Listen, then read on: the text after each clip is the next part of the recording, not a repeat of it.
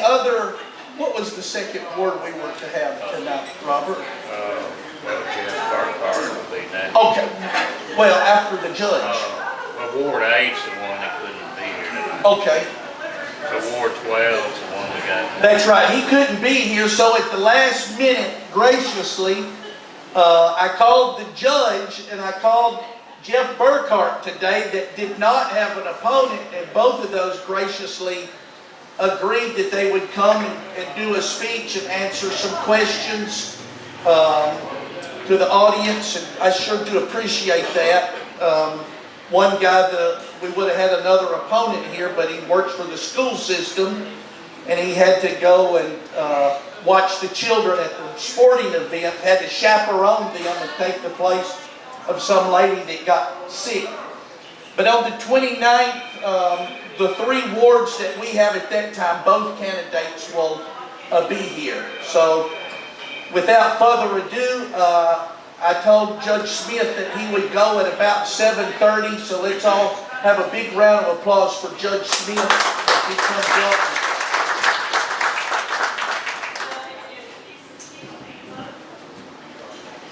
I might raise this microphone a little. He looks taller than I am. We're doing a strategy. Oh, okay. Well, tell you, I hope this is high enough up for you here, Judge. And again, we sure appreciate you showing up at the last minute. I just called him literally a few hours ago.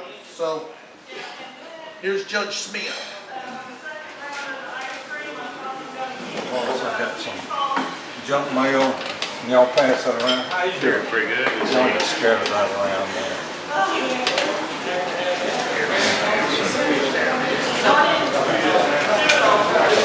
It is a pleasure to be here.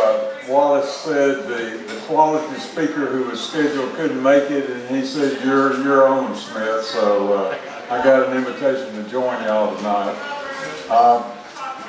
I'm not sure of the format. What are y'all going to do? Just speak briefly and then see if there are questions? Right, that's what I've talked to a number of folks in recent weeks about the city judge position, and afterward I've realized a lot of folks don't know what city court does. So I'll take a couple of minutes and just tell you what city court does. You know, when you think court, you have this image of potential jail time, incarceration, significant civil judgments for or against the plaintiff or the defendant and so forth.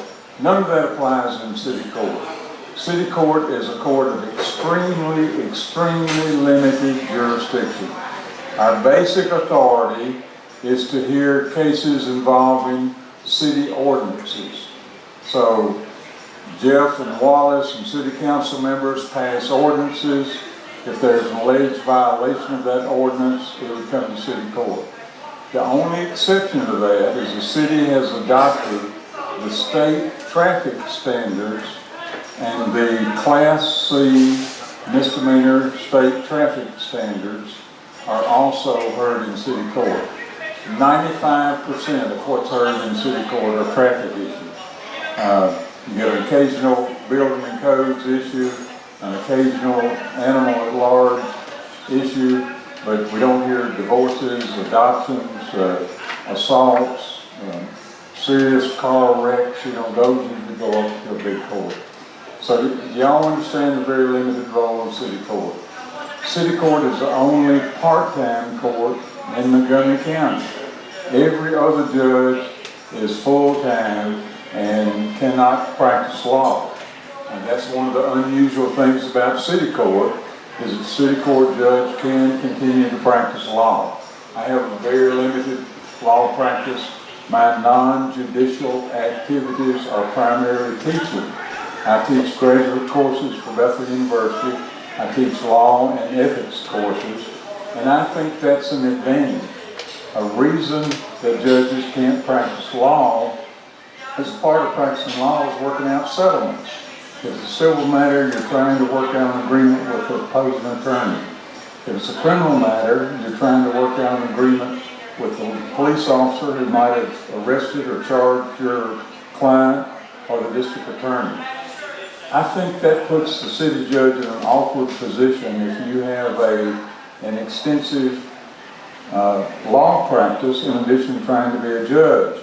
You know, if I were trying to settle a traffic issue with you in general sessions one day, and suppose it worked out favorably for me, and the next day you appear in city court and now you're a prosecutor, and I'm making a decision about your case against a citizen.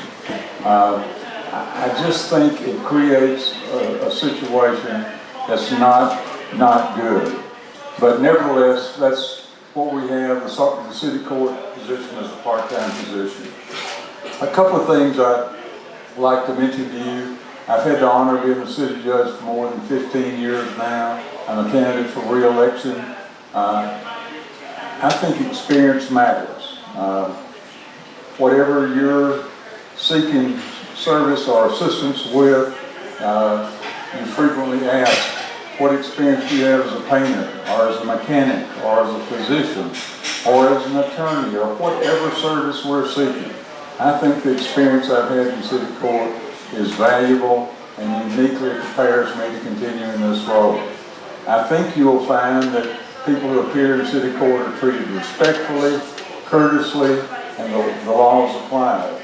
I know at least one person in this room who's had an opportunity to appear in city court and might wish to give a personal testimonial about treatment in city court. But we try to, attorneys rarely appear in city court. Most persons who appear are representing themselves. They're in a strange environment. We go there every day. A citizen might appear once every 5 or 10 years unless they're a very poor driver. And I realize that people who appear are uncomfortable. They're not certain what's going on or how it's going on. And I try to be aware of that and respectful of that. It's been suggested that we've only had 3 city court judges in the last 50 years. And as a result of that, we need to change. We need to have another one. I don't know your opinion of the Montgomery County Judiciary, but I think we have a very good judiciary throughout the county. We have a judge, when this term is finished, will have served more than 40 years on the judiciary in Montgomery County. I think he does an excellent job. There are 3 other judges at the county and state level at the end of this term will have served more than 20 years. So I think, the idea that I have served 15 plus years now is a reason that we need to make a change. I think government, sometimes change is necessary, sometimes change occurs and we wish that it hadn't occurred.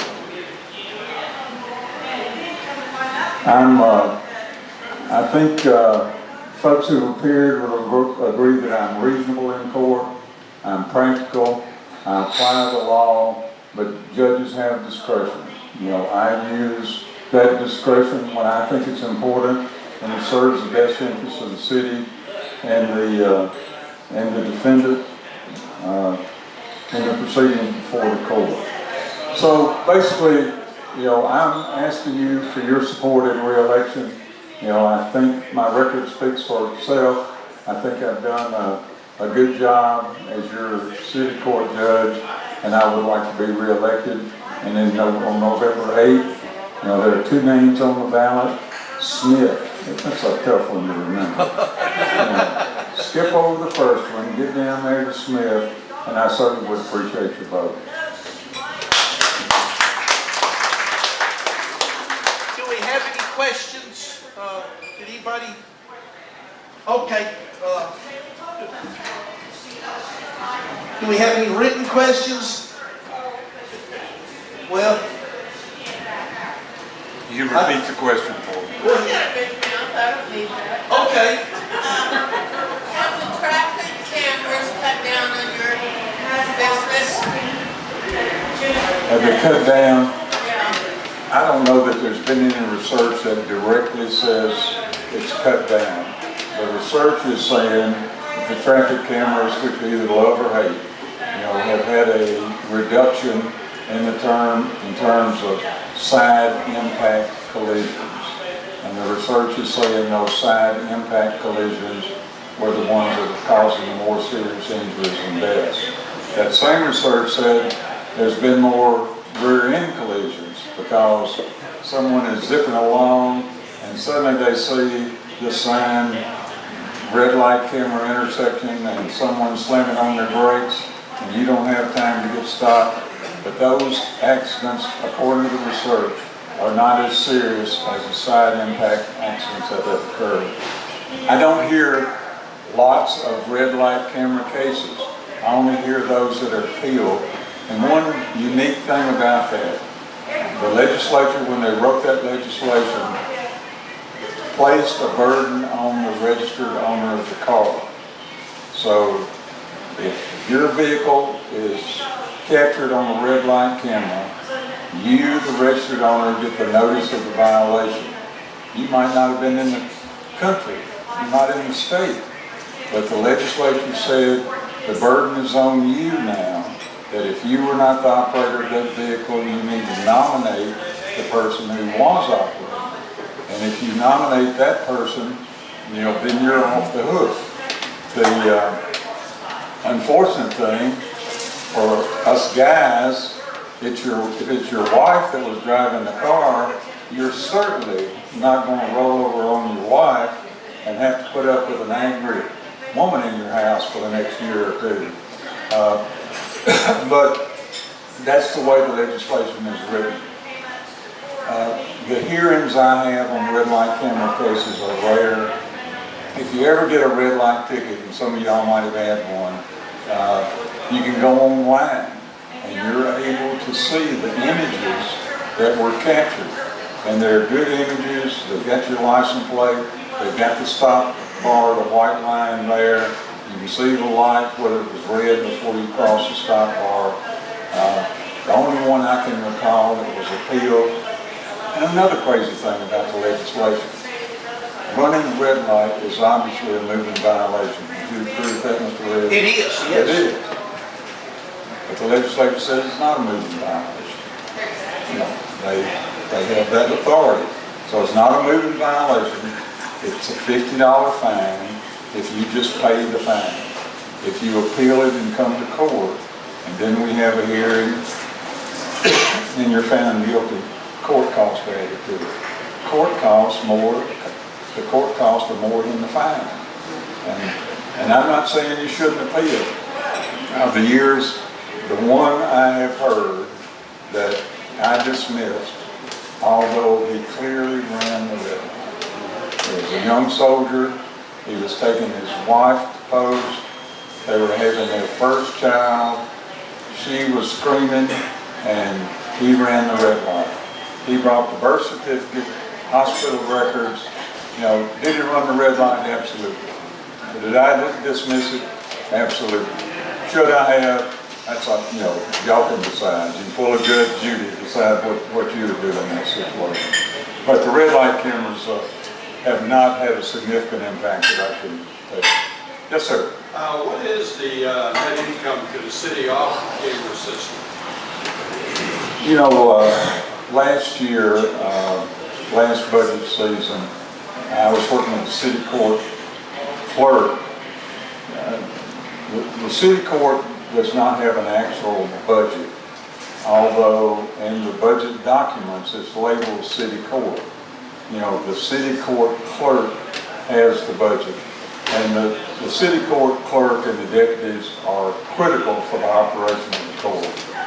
They need adequate personnel and resources to prepare the docket, communicate with defendants, collect fines, and so forth. Some information about the budget. Mr. Red, Mr. Burkhart last year, I realized after the fact was mistaken.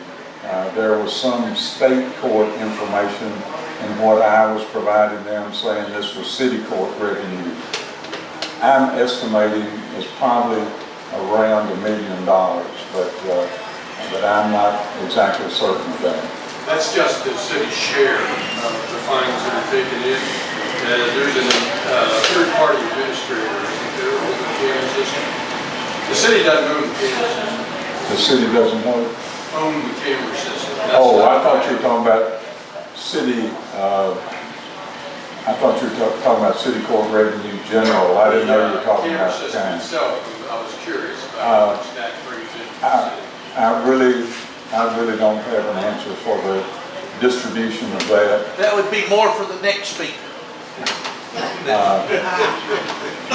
But, you know, one thing I like to give credit to our city council and the mayors that I've worked with is not once in the 15 plus years I've done this have I had a member of the city council or any of the mayors come to me and say, you're not imposing enough fines, that you need to impose more fines to generate more revenue for our government.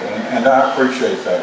I need to be able to make decisions independently and based upon the law and the facts, and that's what I do, and I appreciate the council and the mayors for not encroaching on that.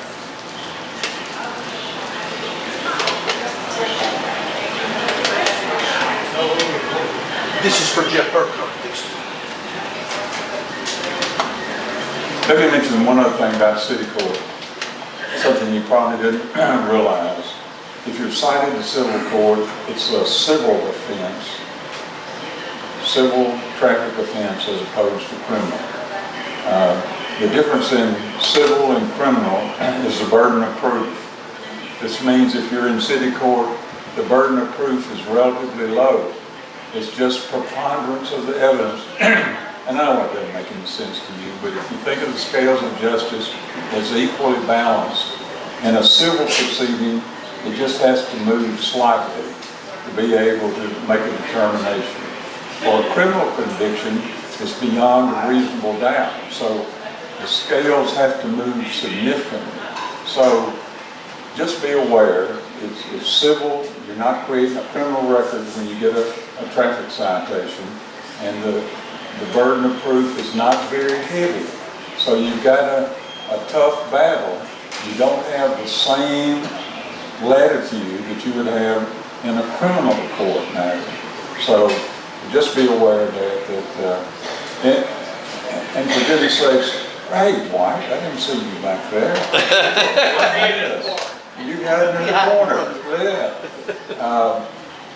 Just be aware that we all make mistakes, for goodness sakes, and there are no perfect drivers. And you know, some simple things. Don't leave home without your driver's license. Don't leave home not knowing where your proof of insurance is. I have people who have to come to court to show us that they were in fact insured. They're fully insured. Don't leave home without your registration receipt. Know where it is. And lots of folks have them in their car, but they don't know where it is. And a police officer standing on the side of the road is going to give you a little tag, and he's going to decide you're going to have to take it to court. So, you know where your insurance proof is, know where your registration receipt is, and keep your driver's license with you for goodness sakes. Other thing, check your blinking lights. You know, a lot of these new cars, like Mr. Red drives, It's 12 years old. well, mine's 13. Oh, so, yeah. you beat me. Yeah. Have this console that tells you when your brake light's not working or when your license plate light's. My old truck doesn't do that. But so check those things from time to time, because I get people got to come to court to show us that they fixed their brake light. So simple things like that. If we were just trying to stay on top of it, you can avoid some city court appearances. I've got one question, a follow-up on the camera. If an officer sees with his eyes, it's not a camera involved, and he writes a ticket for going for someone that runs the red light, what is the fine on that? I know the camera is just a set $50, but if the officer writes it, how much is that one? The maximum fine in city court is $50. You know, the Constitution says you cannot be fined more than $50 without a jury trial. You know, and years ago there were efforts to amend that. So the maximum fine is $50.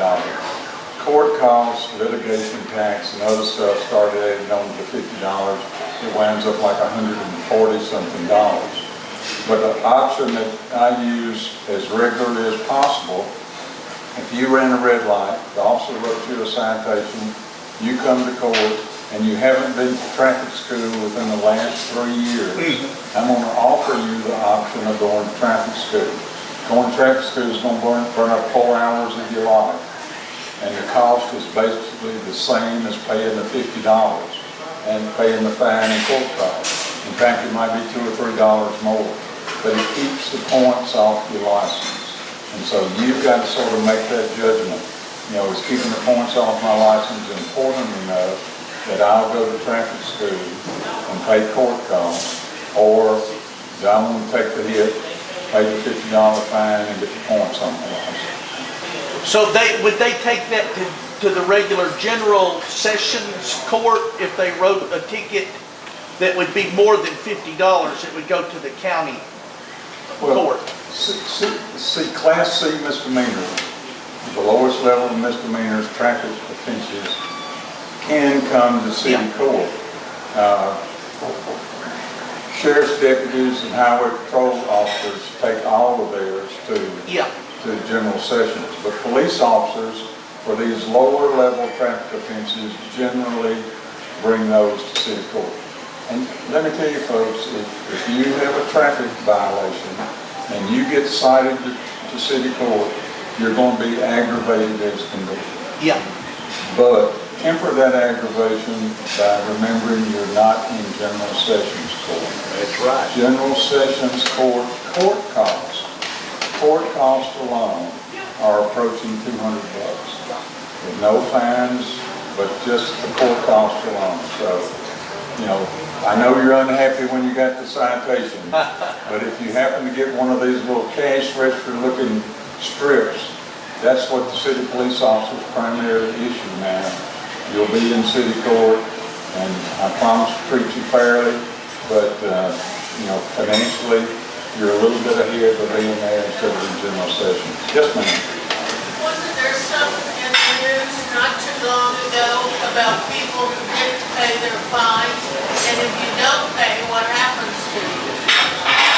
I don't remember anything recently. Mr. Red and Mr. Burkhart might remember when I was first elected, there was no system of judgment enforcement. The city court clerk's office was in a difficult position. They were a part of the police department. And think about this. The police department gives you a citation.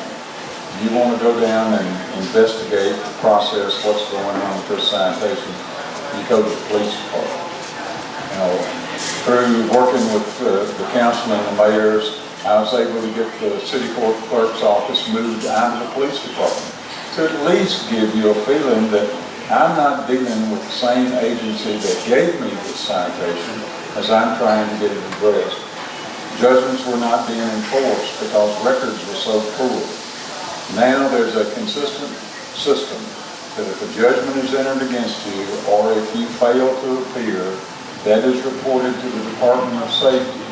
There's also a contract with the collection agency, and the city sends information for unpaid citations to the collection agency, and there's a follow-up with them. You know, we don't have debtor's prison in this country, so if you owe money, you're not going to go to jail generally, unless you owe your ex-wife or something, and then they'll probably get you locked up. But I think we have a much, much better enforcement process than we had when I assumed office years ago. Okay, would you like to make a closing statement? The only closing is I'm going to be on the ballot in November. Early voting starts October 19th. I think, you know, my record speaks for itself. You know, I think I've proven to be an effective, fair, and courteous jurist, and I plan to do the same. And I would greatly appreciate your vote and early voting on November 8th. And thanks for letting me be here tonight.